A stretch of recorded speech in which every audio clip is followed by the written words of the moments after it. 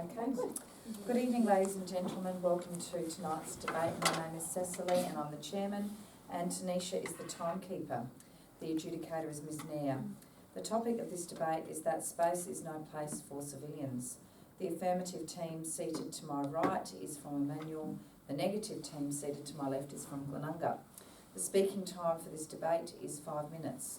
A single warning bell will sound 1 minute before the speaking time, and a double bell will sound at the speaking time. A continuous bell may be rung 30 seconds after the speaking time, in which case the speaker must sit down immediately. Please switch off your mobile phones and other electronic devices. I declare this debate open and call upon the first affirmative speaker, Olivia Brennick.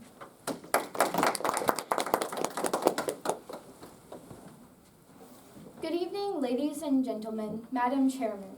The topic of tonight's debate is that space is no place for civilians. We, the affirmative team, have defined the topic as civilians, people who do not belong to a specialized profession or group going on space expeditions, which are only to space and no other planets, and which NASA has defined to usually last about 6 months or more to be fully immersed in the experience under the pretense of personal interest or gain. We have defined the topic as taking place now, that currently no civilians should be placed on space expeditions because we don't know how the technology may advance in the future that could make it safer. So we will debate what technology and information we currently have for space exploration. We believe without a doubt it's true. I, as the first speaker, will talk about how there's enough problems on Earth, how research should be prioritized, and that it's a blissful distraction. Our second speaker will talk about how it takes a significant toll mentally and physically on the human body, and its high cost for high failure. Finally, our third speaker will summarize our team case and rebut. Humanity uses, and uses until there is no more. 1 million plant and animal species are now extinct or facing extinction to human activities such as deforestation, polluting, and trophy hunting. From mass production to overconsumption, air pollution, and no solution, we have filled our planet to the very brink with plastics and junk. Now humanity spans its reign over space for humans to infest with pollution and debris. NASA states this: more than 27,000 pieces of orbital debris, or space junk, are tracked by the SSN sensors. Much more debris, too small to be tracked, but large enough to threaten human spaceflight and robotic emissions, exist in the near-Earth environment. And that's from the rockets we've been using currently. What's going to happen when we start sending civilians to space? And that's only once we're in Earth. The article Science Focus states this: many rockets are, however, propelled by liquid hydrogen fuel, which produces clean vapor exhaust, although the production of hydrogen itself can cause significant carbon emissions. Rocket engines as well can release trace gases into the upper atmosphere that contribute to ozone depletion, as well as of particles of soot. It is clear, going to space is not a renewable process, and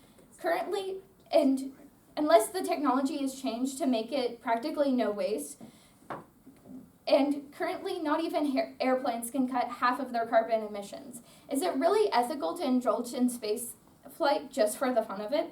Secondly, no one can deny how important research is to further the human endeavor and learn more about what surrounds us, what makes the sun rise. But going costs a lot financially and environmentally. This is why research should be prioritized, not civilian trips.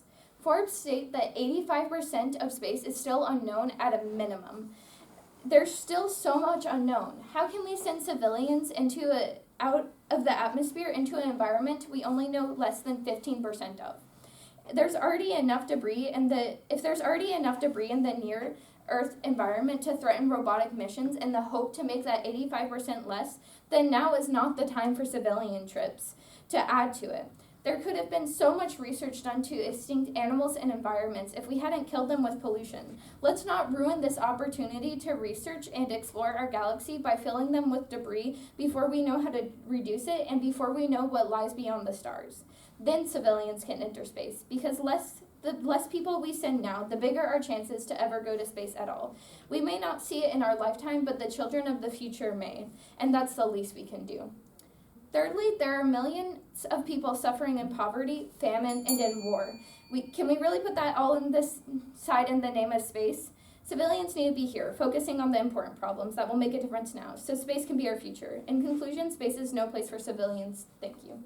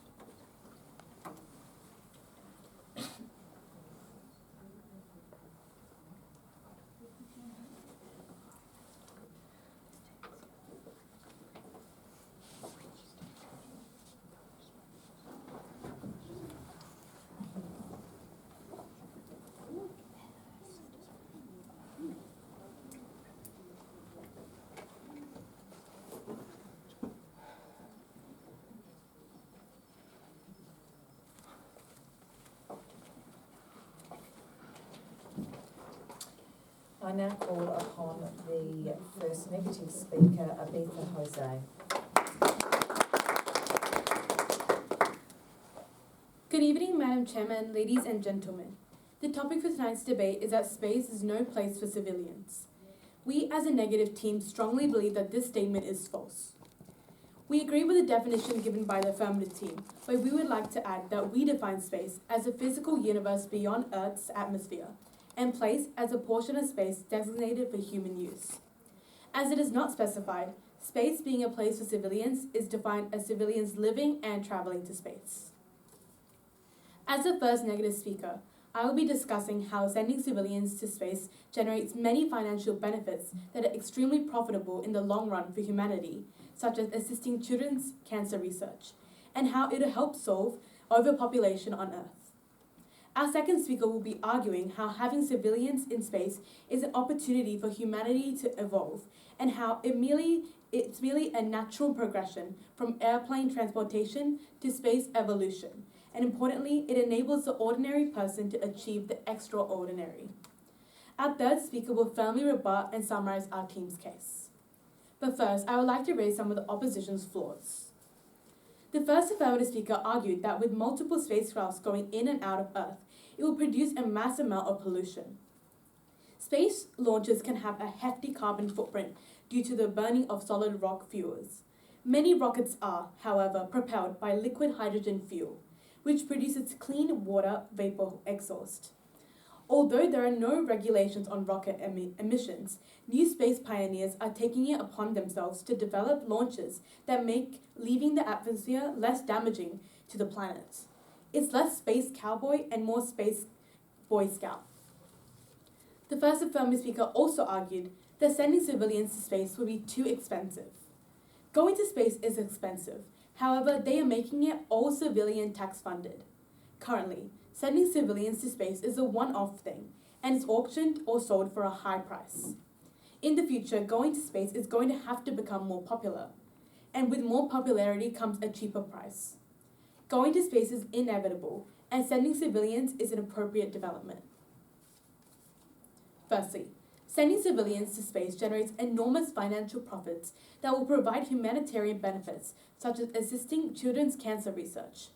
A Netflix series was recently released called Inspiration 4: Mission to Space, about an upcoming launch of the first orbital mission with an all-civilian crew.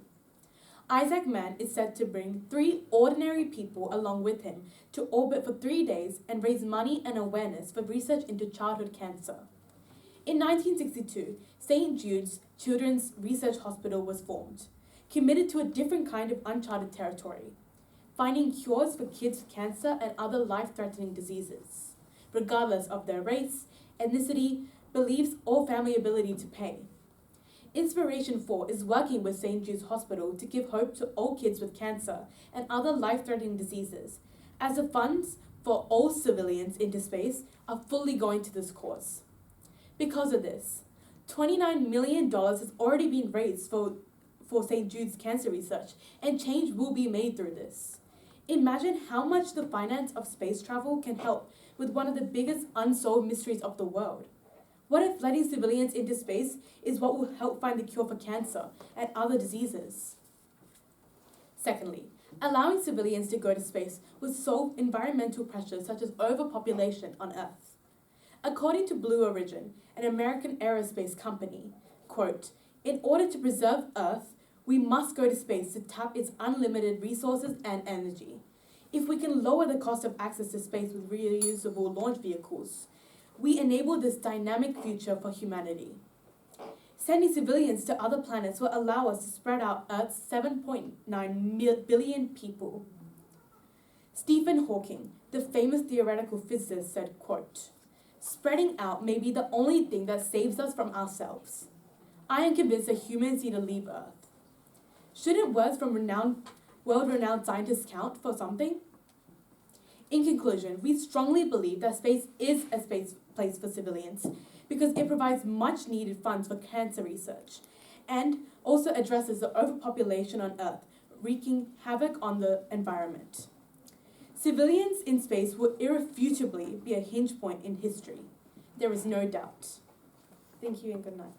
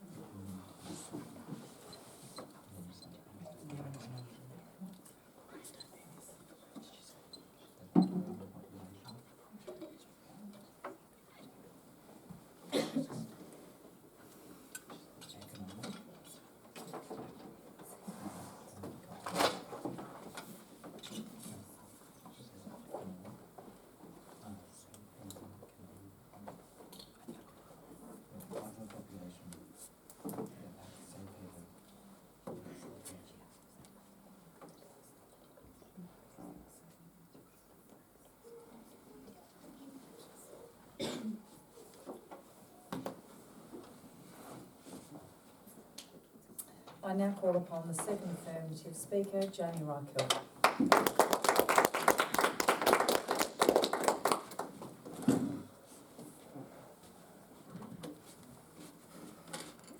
Good evening, Madam Chairman, ladies and gentlemen. The topic for our debate tonight is that space is no place for civilians. We, the affirmative team, believe this is undoubtedly true. I'll begin my speech by just addressing a few of the changes the negative team have made to the topic. The negative team have redefined our definition of what space is. We, the affirmative team, define space as the area outside of planetary bodies.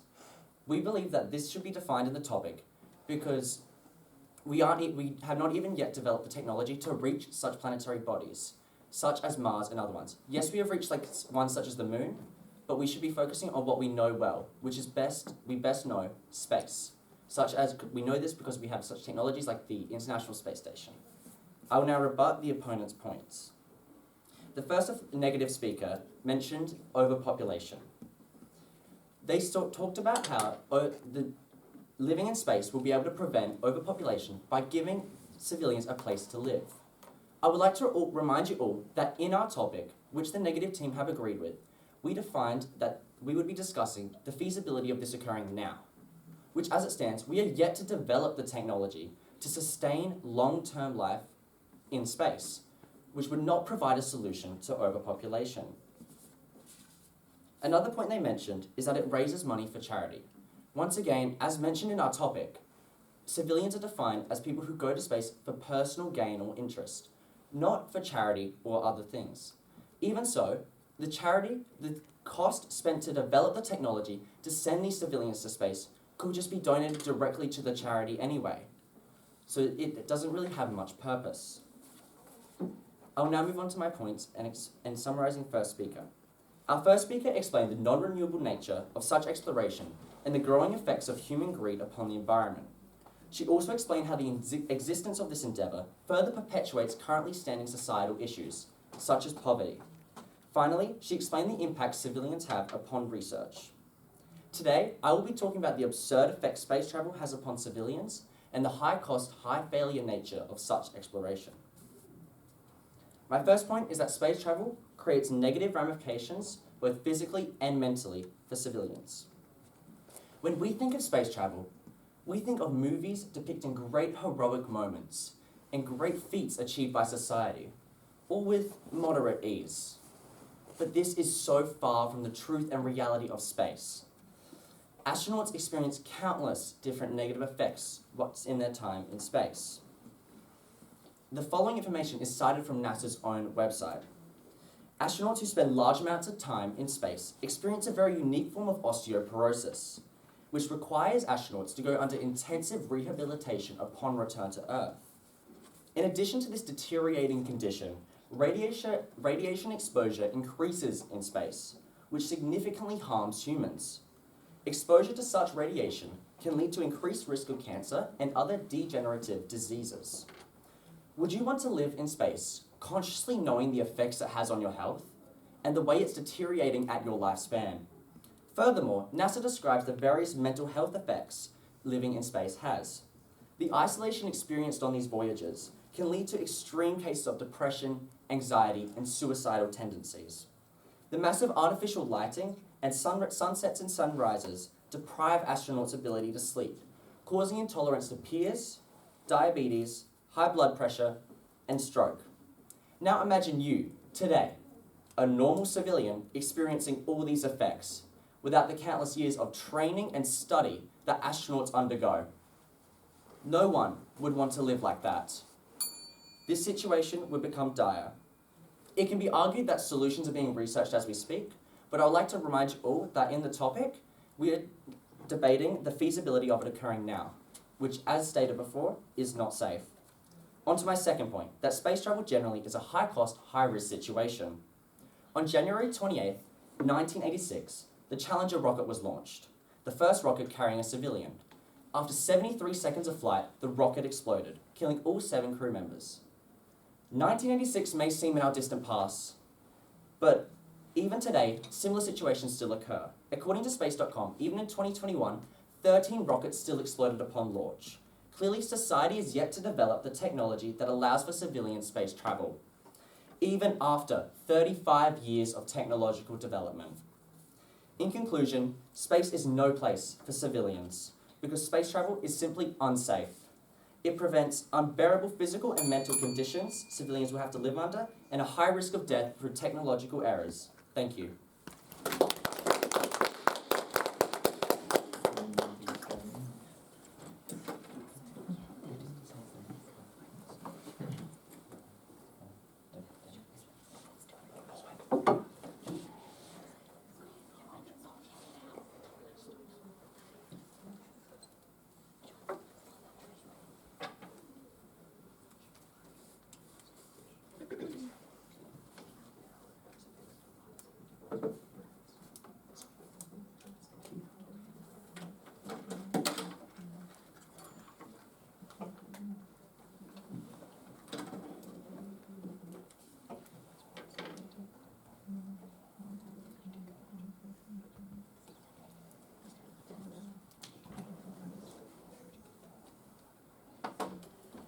I now call upon the second negative speaker, Zoe Kaur.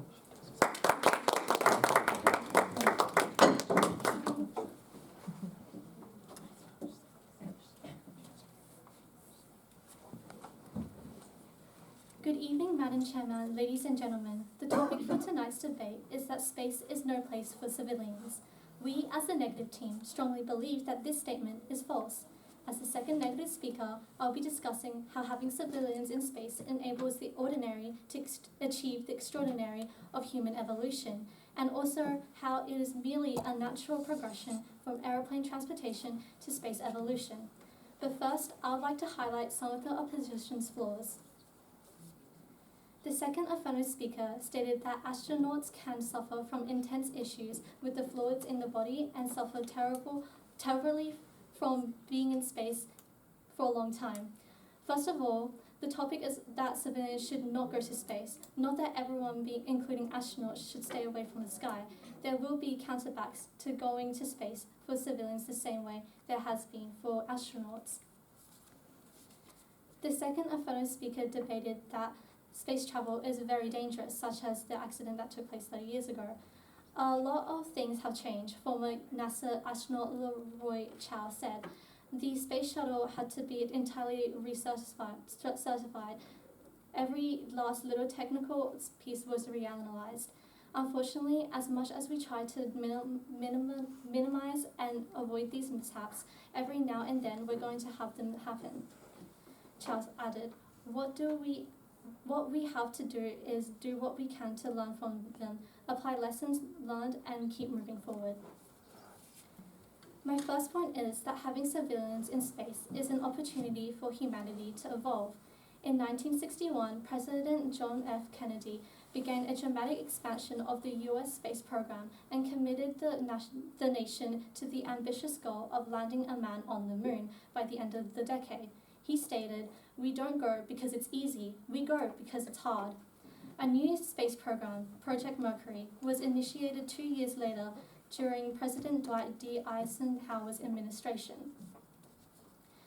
Inspiration 4, that the first speaker has previously mentioned, the crew who will be joining Isaacman on the mission is 29-year-old Haley Arsenault, who is a cancer survivor and physician assistant, 49-year-old Chris Borski, who is a U.S. Air Force veteran and airspace data engineer, and 51-year-old Dr. Sam Proctor, a black woman who is a geoscientist and science communicator.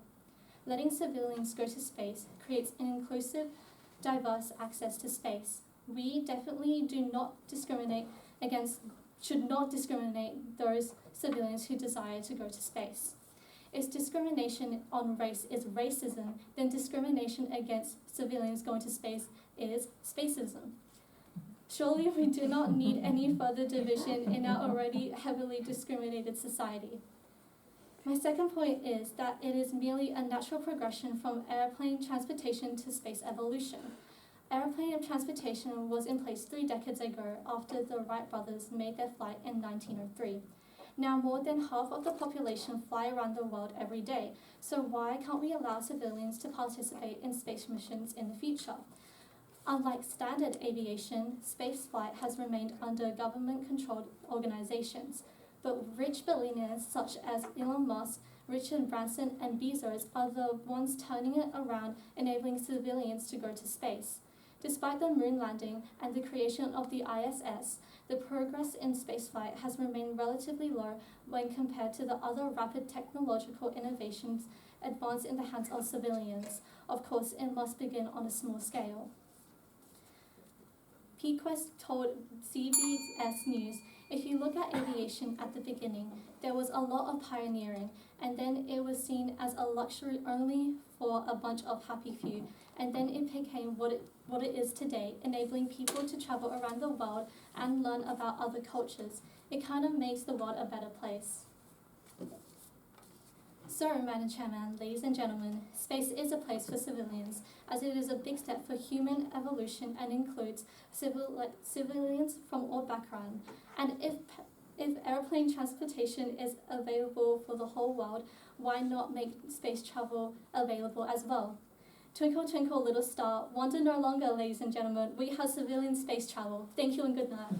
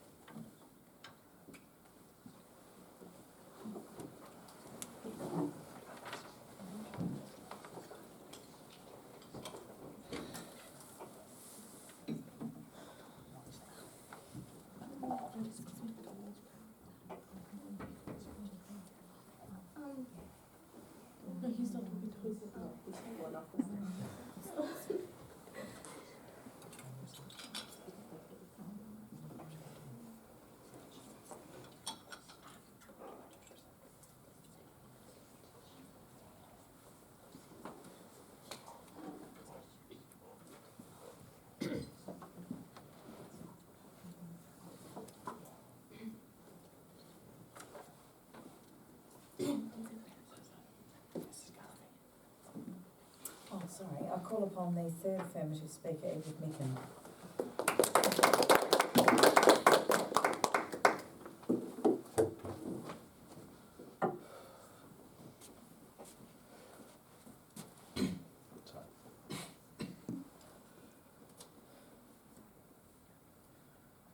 Good evening, ladies and gentlemen. The topic for this debate is that space is no place for civilians. As the affirmative team, we agree with this statement. Today, I will rebut the opposition and summarise my team's arguments. The opponents' arguments of profits and research can be classified under the theme of economy. While sending civilians to space may greatly aid the economy of the world, such will increase the manipulative control of capitalism on humanity and also destroy space. For years, society has been buzzing about the idea of sending civilians to space for tourism, a possibility only now made possible by Jeff Bezos' space trip. This race to the stars has now been kickstarted by CEOs in search of money and prestige, unlike the governmental space race of the Cold War, thus aiding corporations, not civilians. The unequal wealth distribution mentioned by the first affirmative speaker means that upstairs, only billionaires and their wares will be cared for, whilst our heirs will be caught unawares and their prayers not spared but repaired into nightmares. Do we really want to embrace a capitalist economy with even more control over us? Along with this, as mentioned by the first affirmative speaker, this space race possesses the potential to severely detriment the quality of space, destroying the key aim of humanity's exploration. If civilians are sent to space, they will just perpetuate this capitalist system and destroy humanity's future. The opponents' arguments of that space exploration is inevitable and it allows people to achieve the extraordinary and overpopulation can be classified under the theme of psychology. Hope is formed through the wonder of unknown, driving people to reach new horizons. However, currently humanity does not possess the technology nor social climate to embrace this hope. Instead, if civilians are sent into space, they will encounter unmatched horrors, those of which will take a sharp mental toll on them. As more and more horrors unfold, as people become lost in space due to the unstable technology, humanity will lose hope. Currently, the whole world drips beads of sweat whilst watching the Taliban reign over Afghanistan. How will they react when thousands go missing in space? As the second affirmative speaker has already mentioned, space also takes a toll on people's mental health through sleep deprivation and loneliness, destroying their futures through deprivation of mental confidence. In such a way, sending civilians to space straight away will shatter society's spirit, shoving us into our shell, scared and sad. The themes of research the opponent's arguments of research, its natural evolution and overpopulation can be classified under the theme of endeavour. The opposing team has suggested that sending civilians to space is vital for human endeavour in both exploration and knowledge, a statement which goes against the topic due to the definition of civilians as untrained people with personal reasons to go to space, thus omitting researchers and astronauts from the civilian mass and meaning human endeavour can still occur, as researchers and astronauts are working towards a cause for greatness. Now onto the summary. Already the first affirmative speaker has introduced to us the detrimental impact of space tourism. If we place civilians in space, then the face of our race to space will be defaced. Human greed will infect our endeavour through both people and corporations alike, not caring that they are trashing such a fundamental part of the universe. She also mentioned the unjust and selfish priorities perpetuated by this endeavour, illustrating how the needs of the world will be ignored for the satisfaction of a few hundred. The insanity of our vanity is a tragedy in humanity that will radically destroy our family. Instead of sending a few people to space for money, we must fix society's current problems. Additionally, she discussed about how research should be prioritised in preserving the space habitat and reducing possible permanent change. The second affirmative speaker explained the severity of space travel on the human form, listing out its threat to mental and physical health, that of which would evidently be an impediment to their characters. He also brought to attention the high cost and high risk situation that space travel is in, citing that in 2021 alone, 13 rockets exploded when launched, displaying the danger to civilians' lives if they are sent to space. Thank you.